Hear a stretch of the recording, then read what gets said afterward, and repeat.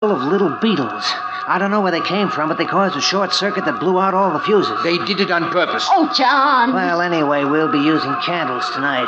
And there's another thing. What, Martin? The cellar is full of little white ants. I couldn't find out where they're coming from. White ants? Not ants, Martin. Those are termites. Well, termites, then. They're all over everything. Termites? They can eat their way through wood. They can eat holes that the other insects can enter through. Yeah. That's right, isn't it? Martin, come on. Get 2 insect sprays. We've got to get down there and destroy them before they destroy us.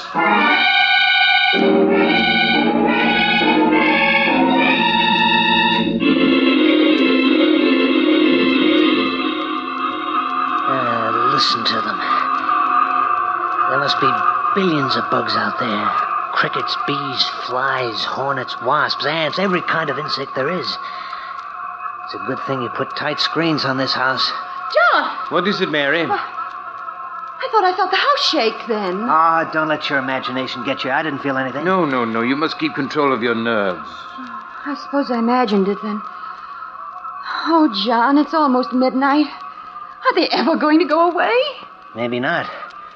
If the professor's right and they're after him, they'll just hang around until we starve to death, or until they get in and finish us off. Oh, Martin, stop it. Martin is right. We've used up all the Formula 397, and if they ever do get into the house, we're doomed. I was just thinking that myself.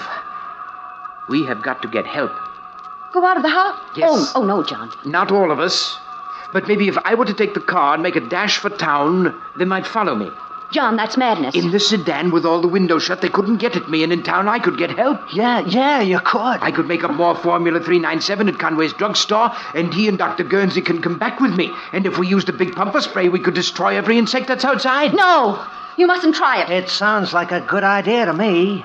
I'd go, only I couldn't mix the formula. No, John, you mustn't go out. Yes, I'm going to do it.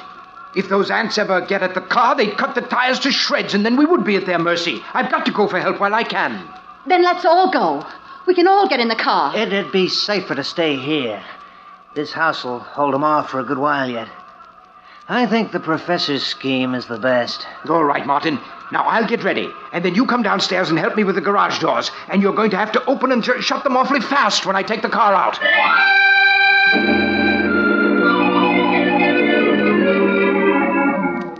Despite Mary's protests, Professor Hansen carried out his plan. With the car tightly closed, the motor racing, Martin flung open the garage doors. The car shot out into the night, the headlights showing great swarms of flying insects in its path. Then Martin swiftly closed and bolted the door again and hurried upstairs. He's gone. Oh, why did you let him go? That ought to be obvious. What do you mean? I didn't let him go. I made him go. I put the whole idea in his mind so he'd go off and leave us alone here.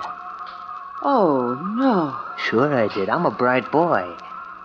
From now on, it's going to be just you and me and fun. What are you saying? John isn't going to come back from his little trip to town. I don't understand. I'll make it simple. In the first place, all those bugs outside don't mean a thing. When I was in town this morning, Conway the druggist told me it happens out here every 7 years or so. There's something about the way the wind blows that makes millions of bugs come out of the swamp to swarm around this house in certain years. Oh, but then why did you pretend to believe John when he said it was because they were after him? Just so as he'd go to town for help. Those bugs are harmless. As soon as the wind shifts, they'll be gone. But then... Right this minute, John's driving to town as fast as he can go.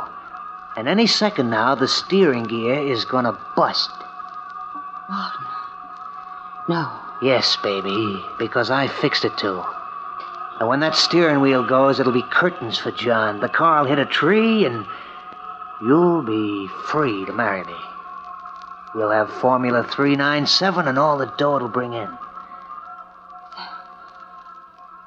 That's murder. No, it isn't murder. It's being smart. You've murdered John. I'm guilty, too, because I didn't make him send you away. Oh, you never really wanted me to go. I ought to loathe you. And myself, too, but I... But you don't. No, Martin. I don't. That's more like it, baby. We'll always be together. Always. Forever, Martin. Martin!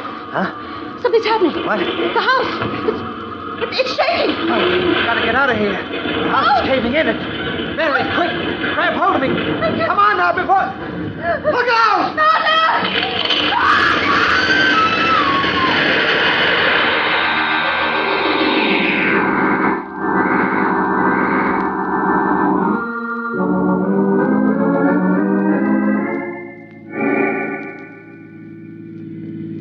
Mr. Conway, can't you drive faster? We must get back to the house. I'm driving as fast as I can, Professor. Professor, you must control yourself.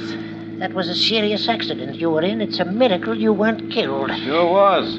Where your car hit that tree, well, I'm just glad it wasn't me. Yes, but please drive faster. No, I should never have allowed you to return to your home with us. You should be in a hospital. But, Doctor, my wife and Martin, I've got to save them. Those insects. They hate me. They're out to destroy all of us. They'll kill my wife and Martin if we don't get there in time. Professor, you must calm yourself. I'm sure it isn't as serious as all that. Oh, Doctor, you're like everyone else. You don't know how dangerous the insect world is, but I know, and that's why they hate me, and that's why they're out to destroy me and my wife and Martin. Well, we're almost there. The house is just around this bend in the road. Yes, but please hurry. You mustn't slow down. Professor, I gotta take this curve slow. After all, we don't want no more... Good Lord, look. The house. It's collapsed. They've wrecked it. The insect have wrecked it. I told you they were out to get me. Now come quickly. We must find my wife and Martin. Come along, Conway. This looks bad. Yes, Doctor. Mary! Mary, where are you? Mary, answer me. Conway, you'd better start looking through the wreckage. Okay, Doctor. Mary! Mary, where are you? Oh, Lord, I've never seen so many bugs in all my life. If we'd only had more of my Formula 397, we could kill all of them. All of them. But they won't get the better of me. They won't. Oh, Professor, what are you doing? There isn't any spray in that gun. It's empty. I'll show them. I'll show them. Doctor, I found them. They're under the wreckage of the house. Oh, you'd better take me to them, Conway. Perhaps we can... It's too late, Doc. They're both dead. Dead? They're dead? Yes, Professor. They were killed by falling timbers when the house collapsed. No, it wasn't the falling timbers that killed them. It was the insect world that killed them. They tried to destroy me, and instead they murdered Mary, and now they're trying to break me down, but I won't let them. I won't let them. I've got my formula. Formula 397. The spray will destroy them all. Yes. They're dying left and right. They're dying. You see? Doc, what's wrong with them? That spray gun's empty. Yes, Conway, I know. I'm afraid he's completely mad. The insect world has destroyed his mind.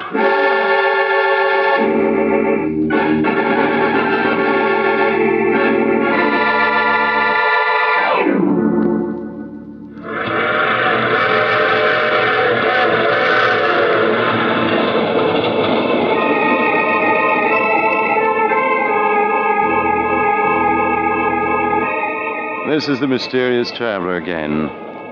And how did you enjoy our visit with the man the insects hated? Too bad about poor Professor Hansen, wasn't it? Yes, they found he'd gone completely mad, and in his madness had completely forgotten his newly discovered Formula 397, which would destroy all insects. Oh, what happened to the copy of the formula which Martin had stolen? Well, strangely enough, when Martin's body was removed from the wreckage, the formula was not in his pockets. Some people say that the insects... Oh, you have to get off here. I'm sorry. But I'm sure we'll meet again. I take this same train every week at this same time.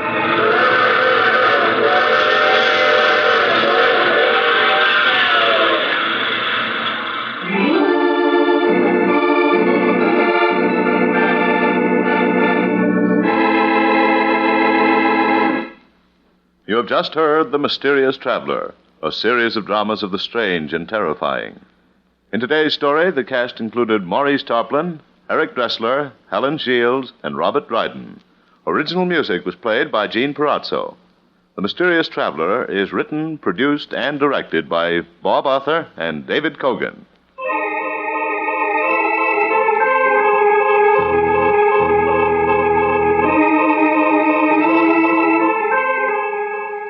Listen next week to a tale titled I Dream of Dying. Another strange and terrifying tale of the mysterious traveler.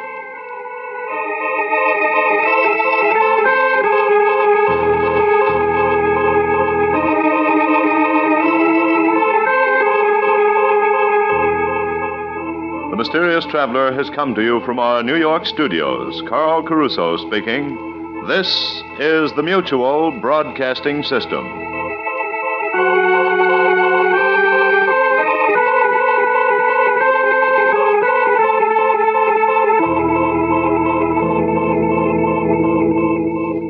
From New York City, that was The Mysterious Traveler, as originally broadcast July 27th, 1947.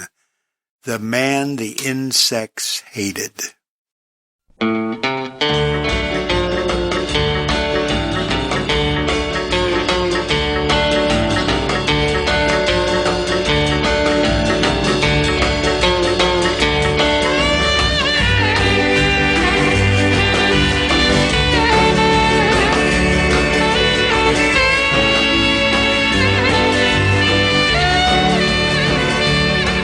That's going to do it for the old-time radio grab bag. That was grab bag number 8.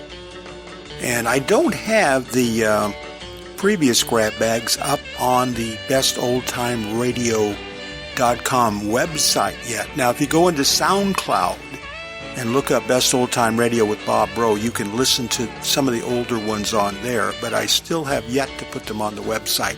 I'll get them there soon. Hope you enjoyed our selections tonight. They were kind of fun, weren't they? And we'll be back with you on, tomorrow with an archive show on the Best Old Time Radio podcast. We'll have the archive show. Then on Monday, we'll have a comedy. On Tuesday, we'll have a drama. On Wednesday, a mystery. And on Thursday, we'll have a Western. So we look forward to you joining us then. If you haven't heard the podcast yet, make sure you look it up. You can look it up wherever you normally download your podcasts. This is Bob Bro. I'm so glad you stopped by, and I am so glad you met me. Have a great week, everybody.